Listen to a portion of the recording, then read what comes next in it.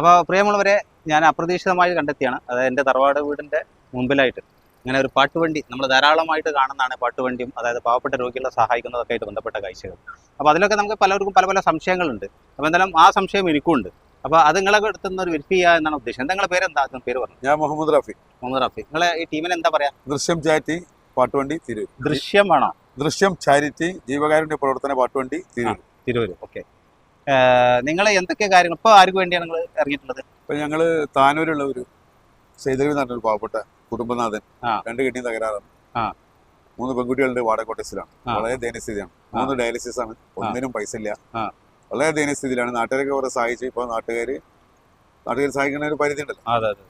അപ്പൊ അങ്ങനത്തെ ഒരു സാഹചര്യത്തില് ഞങ്ങളെ 22ാമത്തെ രോഗിയാണ്. 22ാമത്തെ രോഗി.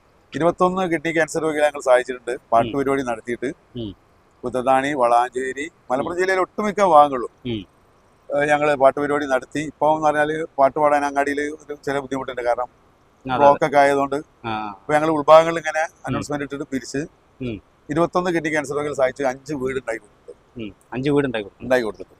അത് മലപ്പുറം ജില്ലയിലെ നന്മയുള്ള ഹൃദയങ്ങളുടെ സഹായം കൊണ്ടാണ്. മലപ്പുറം ജില്ലയിലെ നന്മയുള്ള മനുഷ്യരുടെ സാമ്പത്തിക സഹായങ്ങൾ കൊണ്ടാണ് 1.5 കോടി രൂപയോളം ഇതുവരെ 6 വർഷം കൊണ്ട് നടന്ന് പിരിച്ചു കൊടുത്ത ആദ്യത്തെ ജീവകാരുണ്യ പ്രവർത്തന പാട്ടുവണ്ടിയാണ് ദൃശ്യം ചാരിറ്റി തിരൂർ. 1.5 കോടി രൂപ. 1.5 കോടി രൂപ. പ്രേക്ഷകർ പ്രത്യേകം ശ്രദ്ധിക്കേണ്ടതാണ്.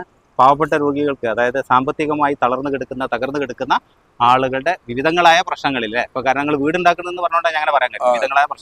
വിവിധങ്ങളായ പ്രശ്നങ്ങളിൽ അവർക്കൊരു സഹായകമായിട്ട് അവരിങ്ങനെ എത്തണം. ഒരു പക്ഷേ എത്ര ആളുണ്ട് നിങ്ങളുടെ ടീമിൽ? ഞങ്ങൾ 4-5 ആളുണ്ട്. ചിലപ്പോൾ 3 ആളുണ്ടാവും, ചിലപ്പോൾ 2 ആളുണ്ടാവും. അങ്ങനെ വരും. ആളുടെ പറ്റുന്ന മാതിരി പോകും. ഇതിന്റെ ചെലവുകളൊക്കെ നിങ്ങൾ എങ്ങനെ വിൽക്കും? ഇതിന്റെ ചെലവ് എന്ന് പറഞ്ഞാൽ വണ്ടി സൗണ്ട് ഫ്രീ ആണ്. വണ്ടി സൗണ്ട് ഒരാൾ ഫ്രീ സ്പോൺസറാണ്. ഓക്കെ. പിന്നെ ചെറിയൊരു ചെലവും ചെറിയൊരു ചായക്കായും ഞങ്ങൾ എടുക്കും. അത് കഴിഞ്ഞിട്ട് ബാക്കി ഒരു 70-75% രോഗിക്ക് ഞങ്ങൾ കൊടുക്കും. അതായത് ഇപ്പോൾ 100 രൂപ ഞാൻ തന്നാൽ 75 രൂപ രോഗിയെ കിട്ടും. 25 രൂപയുടെ ചെലവിലേക്ക് പോകും എന്നർത്ഥം. അപ്പോൾ പ്രേക്ഷകർ ശ്രദ്ധിക്കുക, ഇതാണ് ഇവിടെ ഇതിന് നടക്കുന്ന ഒരു യഥാർത്ഥം. അദ്ദേഹത്തോട് എനിക്ക് ഈ വിഷയത്തെ കുറിച്ചൊന്നും അറിയണമെന്നുണ്ടായിരുന്നു. അപ്പോഴാണ് അപ്രതീക്ഷിതമായിട്ട് നിങ്ങൾ എന്തിനും കണ്ടെത്തിയത്.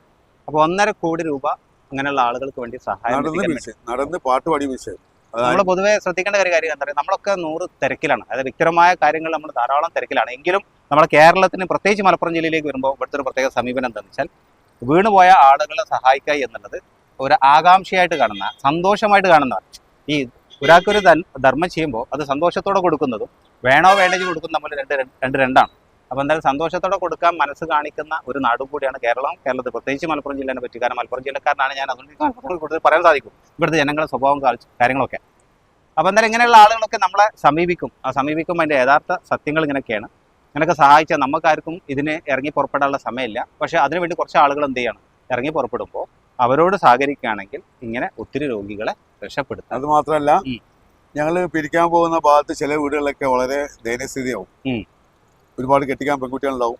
ചെലവിന് കൊടുക്കാത്ത ഭർത്താക്കന്മാരില്ലാത്ത വീട്ടമ്മമാര്, പിന്നെ തിന്നാനും കുടിക്കാൻ ഒരുപാട് പട്ടിണി പാവങ്ങള്, പിന്നെ കിഡ്നി ക്യാൻസർ രോഗം ബാധിച്ചിട്ട് ഒരു സഹായം കിട്ടാതെ ദയനീയസ്ഥിതി കിടക്കുന്ന ഒരുപാട് രോഗികള് ഞങ്ങളുടെ ഈ പിരിവിനെടുക്ക് കാണാറുണ്ട്. അപ്പൊ ഈ പിരിവിന് മിച്ചം കിട്ടിയിട്ട് എന്തെങ്കിലുമൊക്കെ 1000-1500 രൂപ മാസം ഒരു ആശ്വാസമായിട്ട് അത്തരം രോഗികൾക്ക് ഞങ്ങൾ കൊണ്ടുപോയി കൊടുക്കാറുണ്ട്. ബഹുമാനപ്പെട്ട കുറുക്കോളി മൊയ്തീൻ MLA, നാസർ മാനുക്ക, തിരൂരിലെ രാഷ്ട്രീയ സാംസ്കാരിക മേഖലയിലെ ഒട്ടുമിക്ക ഗായകൻ ഫിറോസ് ബാബുക്ക, പട്ടർമാനിലെ ചീഫ് ജഡ്ജാണ് അദ്ദേഹം, retired police officer Sukkur Shah പറവണ അദ്ദേഹം, അങ്ങനെ ഒരുപാട് സാംസ്കാരിക നായകന്മാരുടെ സപ്പോർട്ട് ഞങ്ങൾക്കുണ്ട്. അപ്പൊ ആത്മാർത്ഥമായിട്ട് ഞങ്ങൾ പ്രവർത്തിക്കുന്നു. നടന്ന് കഷ്ടപ്പെട്ട് പൊരിഞ്ഞ വെയിലാണ് ഇപ്പം, ഒരാളും പുറത്തിറങ്ങൂല. പിന്നെ കൊറോണ സമയത്ത് 45,000 രോഗികൾ കേരളത്തിലുള്ള സമയത്ത് അത് വകക്കാതെ ജനങ്ങൾക്ക് ഇറങ്ങി പിരിച്ച ആൾക്കാരാണ്. ഒരുപാട് ചീത്ത കേട്ടിട്ടുണ്ട് കൊറോണ സമയത്ത് വീട്ടിലേക്ക് വരുന്നതിന്. കാരണം നമ്മൾ സമ്പർക്കം പാടില്ലല്ലോ. പിന്നെ പ്രളയത്തില് ചിലപ്പോൾ വെള്ളമുള്ള സമയത്തും ഞങ്ങൾ പിരിവ് നടത്തിയിട്ടുണ്ട്.